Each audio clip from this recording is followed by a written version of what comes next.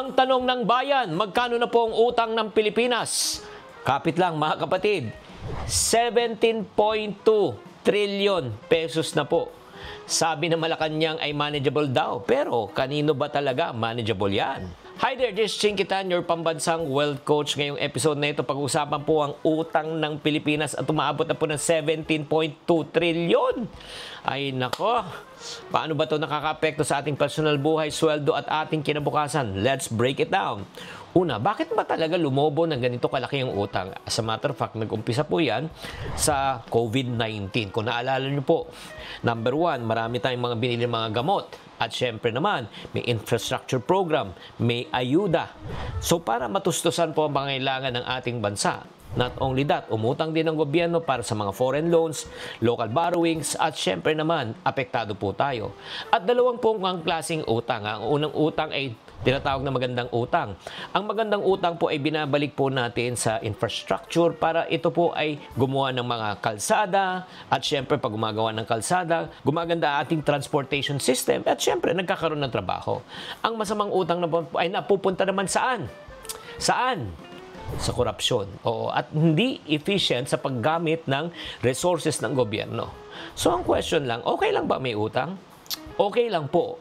Basta pwede natin at kaya nating bayaran. Parang personal loan lang yan eh. Okay lang na mangutang kung kaya mong bayaran. Pero, kapag lumaki po ang utang, tatandaan, malaki rin po ang interest. Parang credit card lang yan. Pag hindi natin nababayaran, napapatawan tayo ng interest. So ano pong magiging epekto niyan sa ordinaryong Pilipino? Una, may nagmumungkahi na naman po na itaas na naman ang buwis. Okay? So pag tinaas naman ng buwis, ano naman po mangyayari? Sino naman po ang mahihirapan? Ang mahihirapan na naman po yung masang Pilipino. Pangalawa, malawang pag nangyari yan, tataas na naman po yung inflation rate. Ang ibig sabihin po niyan ay bababa po ang ating credit rating, tataas naman po ang ating bilihin. At pangatlo po, syempre naman pag wala na talaga tayong pambayad, magkakat ng budget yan. Syempre magbabawas ng pondo baka sa edukasyon, sa kalusugan o sa ayuda para sa mga mahihirap. Ang ibig sabihin niyan, kahit hindi tayo mga Pilipino ang umutang, tayo pa rin ang magbabayad. Sa pamagitan ng buwis, sa pamagitan ng pagtaas ng presyo ng bilihin, at syempre naman dahil sa tagas ng gobyerno o tinatawag nating korupsyon. Anong gagawin po natin mga kapatid? Una, kailangan maghanda po tayo. Number one, kailangan po natin talaga matuto na talagang mag-ipon para sa ating kinabukasan.